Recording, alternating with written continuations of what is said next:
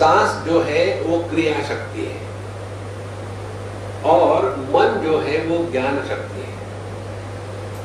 मन के जो दो वृत्तियां हैं सोहम और सांस के जो दो अंग है श्वास लेना और श्वास छोड़ना, इन दोनों का जब परफेक्टली सिंक्रोनाइजेशन हो जाता है तो ये दो शक्तियां जो एक दूसरे से अलग होकर के रहती है, ये दो शक्तियां फिर एक हो जाती है।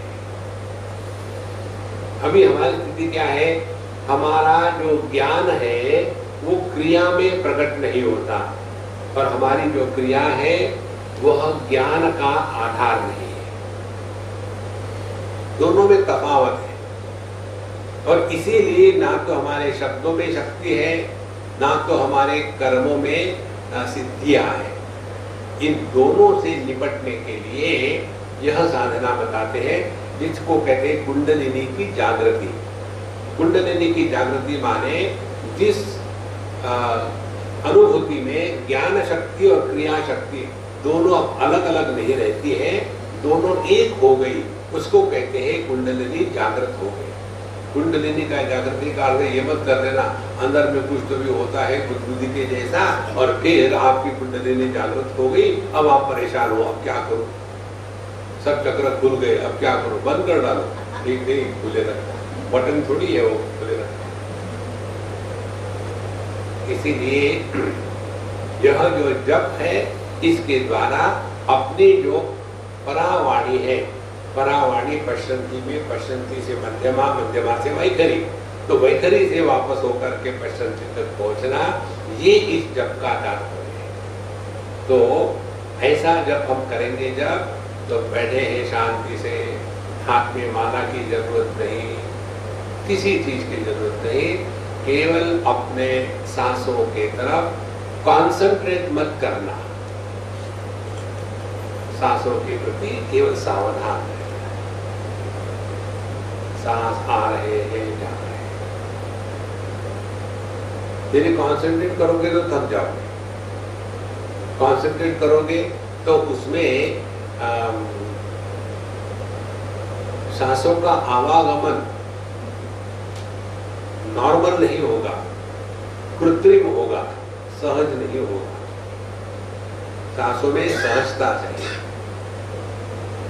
जीवन की सहजता समाप्त हो गई तो संसार प्रारंभ हो गया। जीवन में सहजता प्रकट हो गई तो संसार गायब हो गया। प्राणायाम सहज नहीं होता, वो करना पड़ता है, इसीलिए वहां संसार है, वहां मैं है, वहां थकावट है।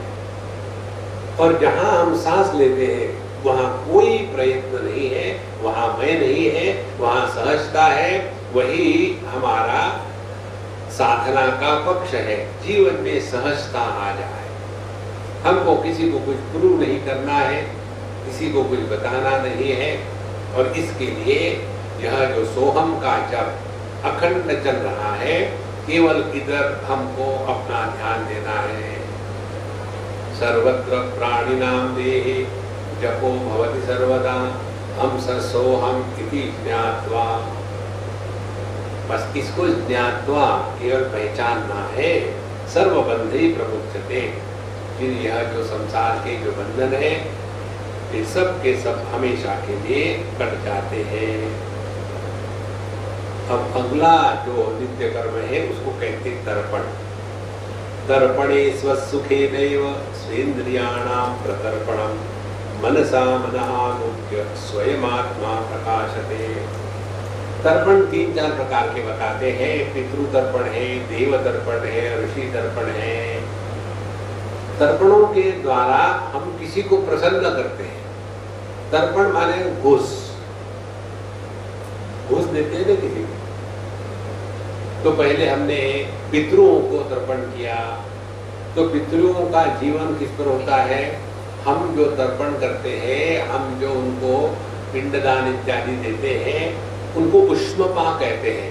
वो केवल गरम गरम चीज ही खा सकते हैं। तो तर्पण के द्वारा नित्य निरंतर पितृ तर्पण करेंगे तो उनकी जो भूख इत्यादि है वो भूखे नहीं मरेंगे। और जब उनको उनका खाने का मिल जाता है, उनके पुत्रों ने इत्यादि देने के पश्चात फिर वो प्रसन्न रहते हैं। वो प्रसन्न होने के बाद फिर वो हमारी इच्छाओं को पूरा करने के लिए मदद करते हैं। ये ऐसा ही है। एक आदमी कुछ तो भी बिजनेस करना चाहता था, अब कैसे बिजनेस करें, तो उसके कोई मामा भांजे भतीजे दूसरे देश में, अमेरिका में, तो उसने कहा देखो तुम मुझे इंडिया से जो है 2 रुपए किलो से वस्तु भेज दिया करो, मैं इसको यहाँ 200 रुपए किलो बेचूंगा और उस पर जो प्रॉफिट होगा उसमें से 50% आपका 50% हमारा। तो इसने क्या किया, उसको पहले भेजने के लिए तर्पण किया और उस तर्पण के बदले में उसने उसको प्रॉफिट दिया। इसी प्रकार से पितृलोक में तो हम नहीं जा सकते, पितृलोक में कुछ है ही नहीं, तो हमको ही यहाँ से भेजना है। तो हमने वहाँ तर्पण इत्यादि किया, पितरों को खुश किया, फिर वो वहाँ से हमको आशीर्वाद दे करके हमारी इच्छा पूरी करेंगे।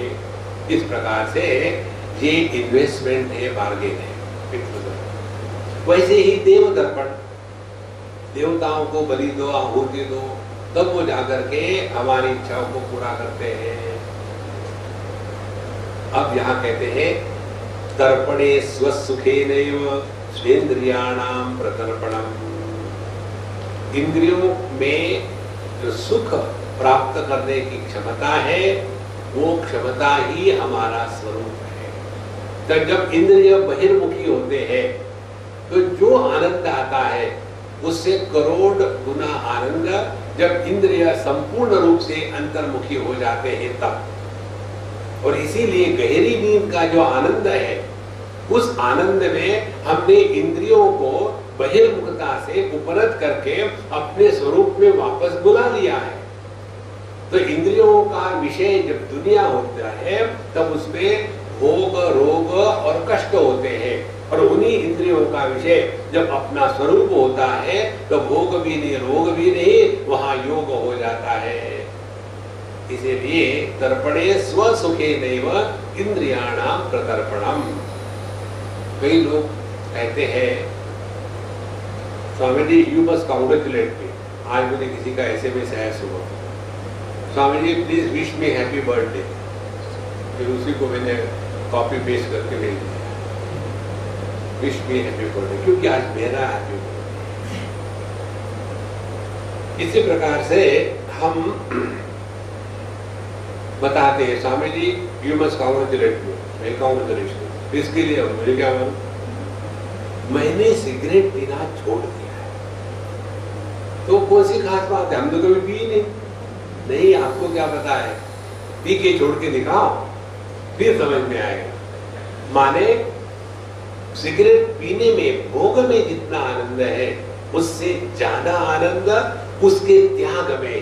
त्यागे नहीं के अमृतत्व मान, यही है स्वेन्द्रियाणाम स्वसुखेन एव प्रतर्पणम।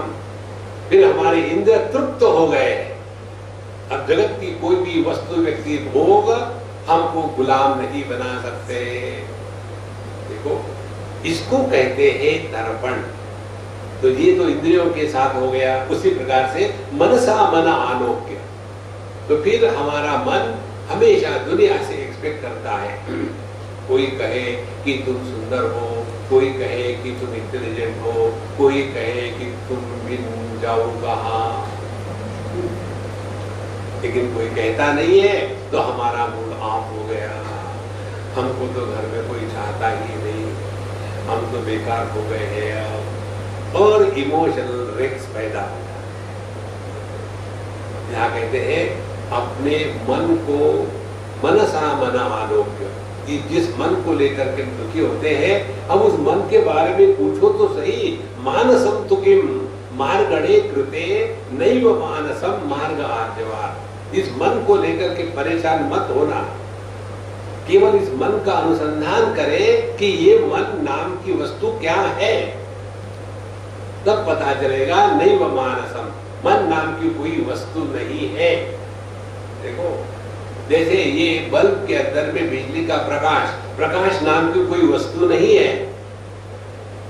इसीलिए यदि आपने उस बल्ब को इस पर रखा स्केल पर और ऑन नहीं किया और वजन देखा, समझो उसका वजन है 15 ग्राम, और फिर ऑन किया, देखो वजन बढ़ता नहीं, लेकिन बिजली तो उसमें आ गई ना, तो कोई वस्तु हो तो वजन बढ़ेगा, और इसीलिए बल्ब फ्यूज हो जाता है, तो कुछ घटता भी नहीं।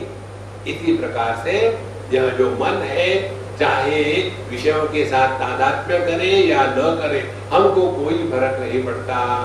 अब ये सत्य है, देह के साथ तादात्म्य करके जागृत अवस्था में रहते हैं तो हमको कोई फर्क नहीं, फिर इसके साथ मन तादात्म्य छोड़ देता है, फिर ये मन अपने ही साथ तादात्म्य करता है, फिर स्वप्न का अनुभव है, वो भी चला जाता है, हम जो कहते हो, हम पर कोई फर्क नहीं। इस प्रकार से जब हम अपने मन का अनुसंधान करेंगे कि मनसा मन आलोक्य, जैसे आंखों के द्वारा स्वयं की आंखें नहीं देखी जा सकती, इसी प्रकार से मन के द्वारा मन का अनुसंधान शुरू कर देते हैं तो मन ही गायब हो जाता है। इस मन को ज्यादा महत्व मत देना।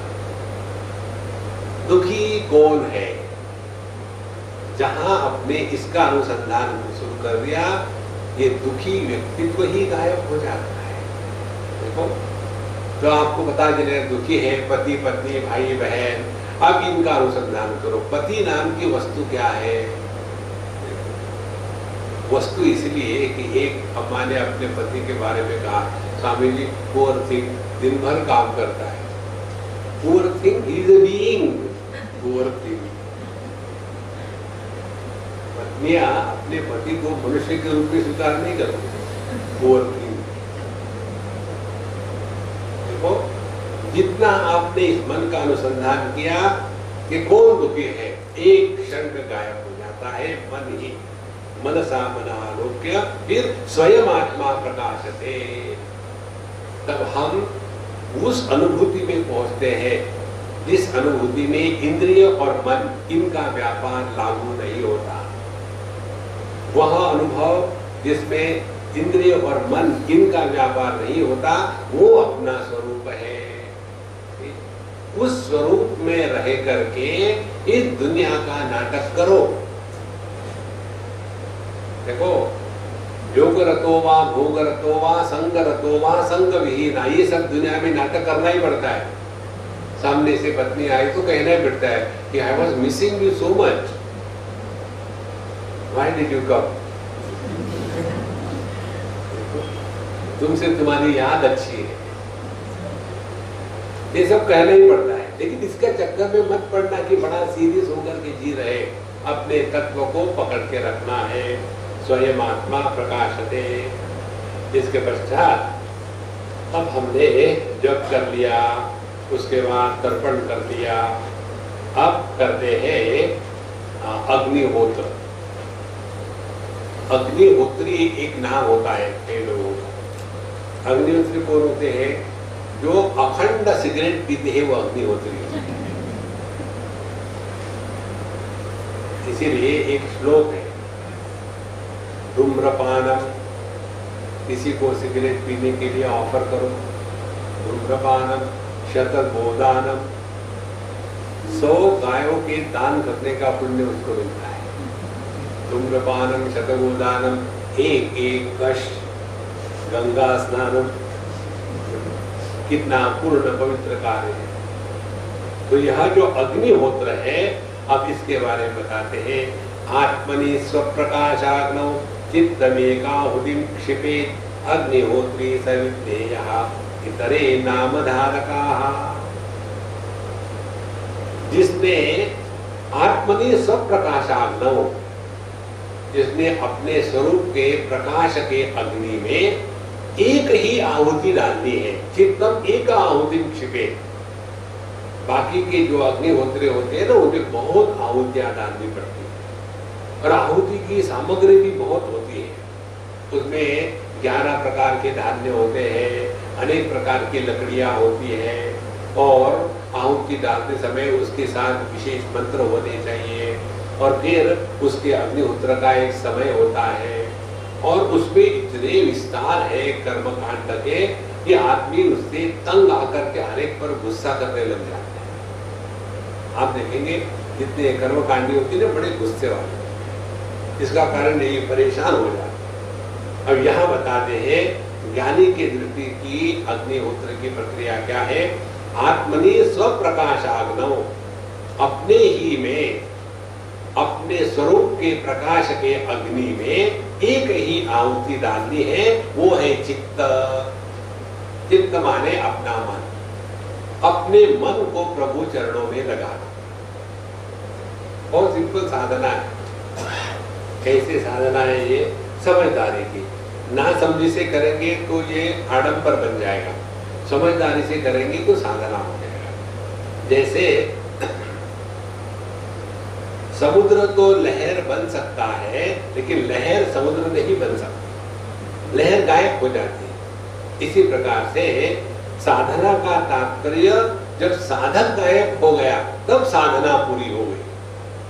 जैसे जब तक के मैं है तब तक के नींद प्रारंभ नहीं हुई, और ये मैं जिसको नींद की इच्छा थी, वे ये मैं ही गायब हो जाता है तो अपने आप नींद प्रारंभ हो गई। इसी प्रकार से हम यदि अपने स्वरूप के प्रकाश के अग्नि में अपने चित्त को डाल दे, एकम क्षिपेत, एक ही बार, देखो माने अपने मैं को गायब करते हैं। तो यह जो मैं है, ये जब हमने अपने स्वरूप पे डाल दिया, उसको कहते हैं असली अग्निहोत्री।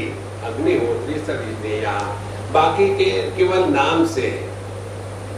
जैसे एक बार ऐलान हुआ था, जो 4 वेदों को जानते हैं उनको नोबेल प्राइज मिलेगा। तो यूपी के चतुर्वेदी जी पहुंच गए। मैं जानता हूं 4 वेद है और मेरा नाम भी चतुर्वेदी है, लाओ पैसा। तो केवल नाम धारका, केवल नाम मात्र के लिए ये अग्निहोत्री है, लेकिन अभी भी ये कर्मकांड में, अज्ञान में इसीलिए फंसे हुए हैं। इसलिए जितनी साधना है वो यही है कि अपने मन के ऊपर ध्यान रखना है। कहीं ये मन हमको नचा तो नहीं रहा है, कहीं ये मन हमको दुखी तो नहीं कर रहा है। जितना इस मन की तरफ ध्यान दो, उतना मन शांत रहे।